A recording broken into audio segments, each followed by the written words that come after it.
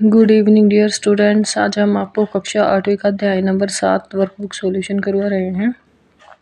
European घुसपैठ तथा उनकी विस्तारवादी नीतियाँ। क्रियाकलाप 1। क्या आपने कभी रेशम मार्ग के बारे में सुना है? आओ जाने ये रेशम मार्ग क्या होता था और इस मार्ग में कौन कौन से देश व्यापारिक संबंध थे। रेशम मार्ग प्राचीन काल और मध्यकाल में ऐतिहासिक व्यापारिक सांस्कृतिक मार्गों का एक समूह था जिसके माध्यम से एशिया, यूरोप और अफ्रीका जुड़े हुए थे। एक हिस्सा चीन से होकर मध्य एशिया और यूरोप में तथा एक शाखा भारत की ओर आती थी। इतिहास के अध्यापक से जानकारी प्राप्त करेंगे कि भारत आने के लिए समुद्री मार्ग की खोज क्यों करनी पड़ी, इस खोज के लिए और कितने प्रयास हुए थे। यूरोपीय भारत के लिए एक वैकल्पिक समुद्री मार्ग की खोज करते थे क्योंकि कपास, रेशम, मसालों की मांग में वृद्धि के कारण यूरोपियन लोगों के लिए पूर्व की ओर एक सीधा समुद्री मार्ग आवश्यक हो गया था। आओ आपस में विचार विमर्श करें कि यूरोप के व्यापारियों एवं भारत आने वाले लोगों को घुसपैठिया क्यों कहा गया, जो हमारी अनुमति के बिना हमारे क्षेत्र में आ बैठता है, अपने लाभ के लिए हमें नुकसान पहुंचाने से भी नहीं चूकता। ये सभी देश हमारे भारत में जबरदस्ती आए और हमारा धार्मिक शोषण किया, यहाँ से धन खजाना लूटकर ले गए। अपनी पुस्तक में अध्याय 7 पृष्ठ संख्या 82 पर देखकर विचार कीजिए कि मानचित्र के संदर्भ में यूरोपीय लोग शुरुआती दौर में भारत में कहाँ कहाँ आए और अपनी बस्तियां बसाते थे।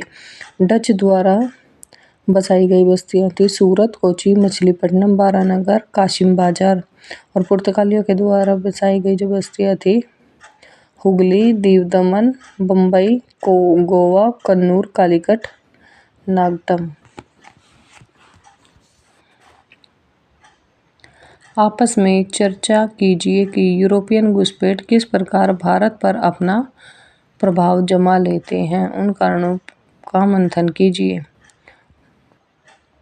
भारत के शासकों का कमजोर होना, दूसरों के बहकावे से अपनों से गद्दारी करना, भारत की जनता का अनपढ़ होना, यूरोपियन देशों का ताकतवर होना।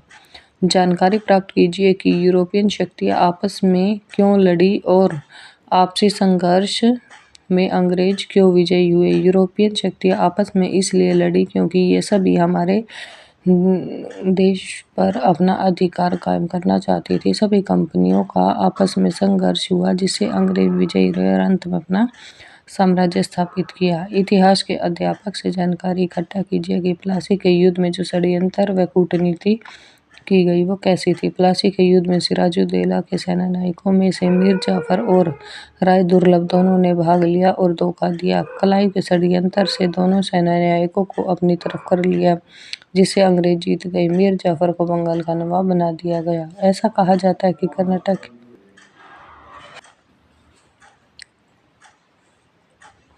जानकारी प्राप्त कीजिए कि यूरोपियन शक्तियां आपस में क्यों लड़ी और आपसी संघर्ष में अंग्रेज क्यों विजयी हुए। यूरोपीय शक्तियां आपस में इसलिए लड़ी क्योंकि ये सभी हमारे देश पर अधिकार कायम करना चाहती थी और सभी कंपनियां आपस में संघर्ष हुआ जिसमें अंग्रेज विजयी रहे और अंत में अपना साम्राज्य स्थापित किया। नेक्स्ट क्वेश्चन है, इतिहास के अध्यापकों से जानकारी इकट्ठा कीजिए कि प्लासी के युद्ध में जो षड्यंत्र कूटनीति की चर्चा की गई थी कैसे की गई थी। प्लासी के युद्ध में सिराजुद्दौला के सेनानायकों में से मीर जाफर और राय दुर्लभ सिंह दोनों ने भाग नहीं लिया था, धोखा दिया था। क्लाइव ने षड्यंत्र से दोनों सेनानायकों को अपनी तरफ कर उससे जिससे अंग्रेज जीत गए और मीर जाफर को बंगाल का नवाब बना दिया गया। ऐसा कहा जाता है कि कर्नाटक के युद्ध में इंग्लैंड व फ्रांस के मध्य यूरोप में भी आपसी संघर्ष के परिणाम थे क्योंकि यूरोप में दोनों देशों के मध्य युद्ध होता था। भारत में भी युद्ध हो जाता था और जब वहाँ बंद हो जाता था तो यहाँ भी बंद हो जाता था। कैसे? ऑस्ट्रिया के उत्तराधिकार को लेकर यूरोप में फ्रांस और इंग्लैंड के बीच युद्ध हो रहा था। कर्नाटक का पहला युद्ध उसी का विस्तार मात्र था। अंग्रेजी सेना ने फ्रांसीसी जलपोतों को पकड़ लिए तो फ्रांसीसी सेना ने भी जल स्थल को नियंत्रण में कर लिया। 1748 में संधि द्वारा दोनों देशों ने युद्ध बंद हो जाता है और भारत में भी युद्ध बंद हो गया। दक्षिण भारत के लोग कहते थे कि मैसूर को प्राप्त किए बिना दक्षिण भारत में अंग्रेज अपने पांव नहीं जमा सके। चर्चा करें कि मैसूर साम्राज्य में ऐसा क्यों था।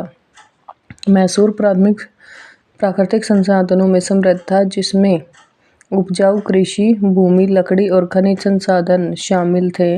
मैसूर की राजनीतिक स्थिति और समृद्ध संसाधनों के कारण अंग्रेजों की इसमें रुचि थी। यह दक्षिण में होने के कारण अंग्रेज आगे के राज्यों पर अपना अधिकार कर सकते थे। मराठे भारत के दक्षिण पश्चिम क्षेत्र की एक महान शक्ति थे। दूर दूर तक उनकी ताकत की शान थी। पता लगाइए कि वे अंग्रेजों से कैसे हार गए।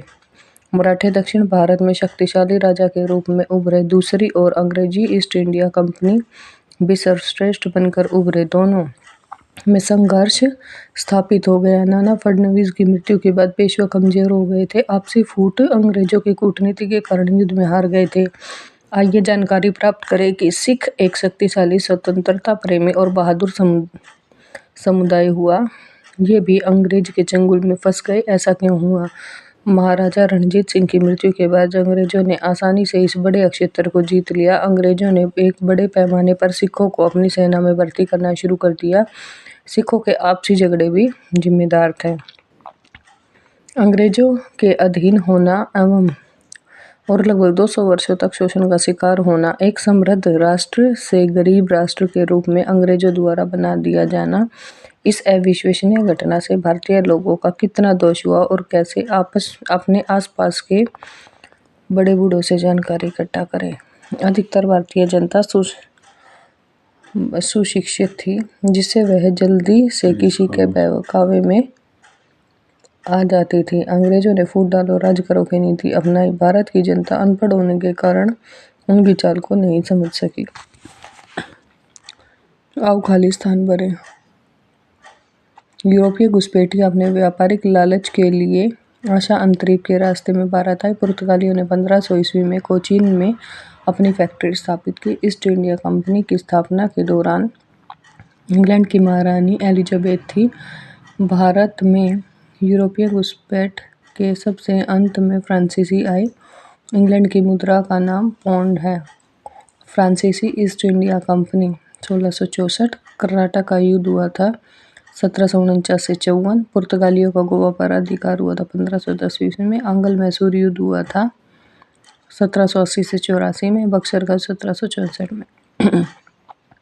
आंग्ल मैसूर युद्ध संख्या में हुए 4। भारत में यूरोपीय घुसपैठ में सबसे अधिक आए पुर्तगाली। डेनिश ईस्ट इंडिया कंपनी की स्थापना हुई थी 17 मई 1616 ईस्वी में। सहायक संधि लागू करने वाले गवर्नर थे लॉर्ड वेलेजली।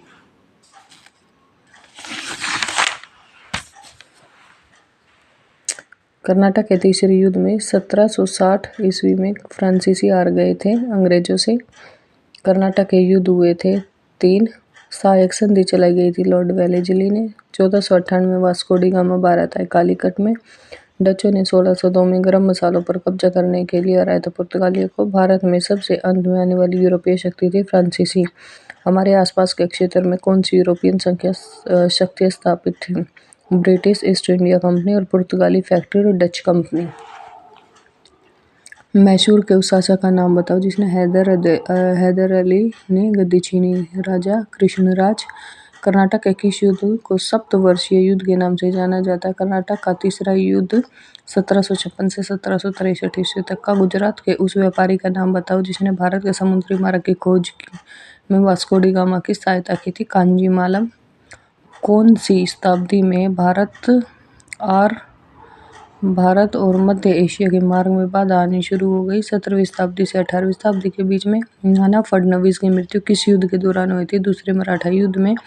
गोरखा समुदाय संबंध रखता था। क्षेत्र का नाम बताइए। गोरखा समुदाय देश के पूर्वोत्तर भाग के कई राज्यों में संबंध रखता था। अंग्रेजों के लिए गोरखों ने दोनों विश्व युद्धों में भाग लिया था। ईस्ट इंडिया कंपनी द्वारा मुंबई को किराए पर कब लिया गया? 1668 ईस्वी में चार्ल्स द्वितीय ने 10 पाउंड वार्षिक किराए पर मुंबई ईस्ट इंडिया कंपनी को किराए पर दे दी। क्रियाकलाप 4। आओ ये जानकारी बताए। भारत में क्रमशः पुर्तगाली, अंग्रेज, डच, डेनिश, फ्रांसीसी कंपनी आई थी। जी हाँ, सभी यूरोपियन कंपनियों ने शुरुआती दौर में तटीय क्षेत्र पर फैक्ट्री स्थापित की। यस, भारतीयों की आपसी फूट के कारण ही भारत में विदेशी प्रभुत्व स्थापित हुआ था। जी हाँ, अंग्रेजों ने बक्सर के युद्ध के बाद कर इकट्ठा करने का अधिकार अपने हाथ में ले लिया था। ये भी सही है। महाराणा रणजीत सिंह एक शक्तिशाली शासक थे। उनके होते हुए अंग्रेज पंजाब की तरफ आंख उठाकर भी नहीं देख सके। जी हाँ, अंग्रेजों ने षड्यंत्र, धोखा, रिश्वत के सारे भारत पर कब्जा लिया था। यस, अपने 7वें अध्याय के अनुसार उस समय के प्रमुख शहर बताइए। कोचीन, सूरत, कालीकट और मुंबई। अपने 7वें अध्याय के अनुसार प्रमुख राज्य है गोवा, केरल, कर्नाटक। अपने 7वें अध्याय के अनुसार प्रमुख 2 युद्ध थे, कर्नाटक का युद्ध और बक्सर का युद्ध।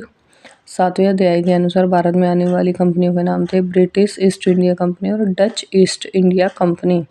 चारों अंग्ल मैसूर युद्ध में अंग्रेज के विरुद्ध लड़ने वाले शासक थे हैदर अली और उसका बेटा टीपू सुल्तान। भारत के मानचित्र में दर्शाइए। तो भारतीय मानचित्र में हमें इन जगह को दर्शाना है बच्चों। ये देखिए कहाँ कहाँ पे आते हैं।